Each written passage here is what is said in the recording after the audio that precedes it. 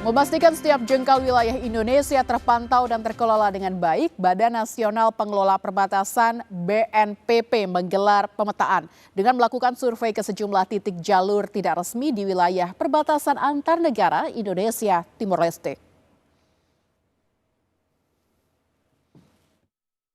Badan Nasional Pengelola Perbatasan atau BNPP menggelar survei dan pemetaan di sejumlah titik perlintasan tidak resmi di PLBN Motain, Kabupaten Belu, Nusa Tenggara Timur, yang berbatasan langsung dengan negara tetangga Timor Leste.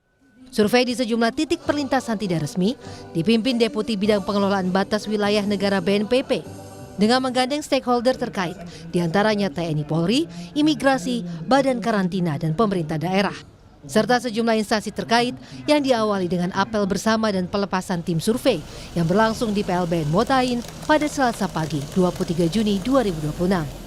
Survei dan pemetaan titik perlintasan tidak resmi menjadi bagian dari upaya pemerintah memperkuat tata kelola kawasan perbatasan melalui penyediaan data yang akurat dan terverifikasi. Memastikan keamanan dan kedaulatan negara di kawasan perbatasan itu terjaga, tidak ada pelanggaran dan tidak ada juga hal-hal yang menimbulkan kerawanan bagi masyarakat. Komandan Satuan Tugas Satgas Pamtas RI RDTL Sektor Timur, Letkol Armet Erlan Wijatmoko mengatakan, tim Satgas Pamtas terus meningkatkan patroli rutin untuk mencegah akses perlintasan warga melalui jalur yang tidak resmi demi menjaga keamanan masyarakat di wilayah perbatasan dan kedaulatan negara tetap terjaga. Perbatasan itu memang sudah ada diatur dalam Undang-Undang TNI hingga sampai dengan Kepres, bahwasanya TNI diberikan mandat untuk melaksanakan pengamanan perbatasan dalam bentuk satgas. Nah, itu satgas itu berganti setiap setahun sekali. Nah, untuk di jalur sini, jalur sektor timur RI RDTL ini saat ini diamanahkan kepada Yon Armet 12 Kostrad. Yang kita amankan ada 25 pos.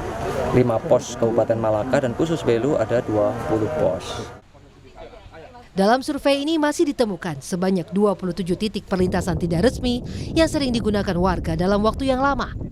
Sehingga melalui pemantauan langsung ini, tim akan melakukan identifikasi lokasi dan sebaran jalur tersebut, serta karakteristik fisik jalur.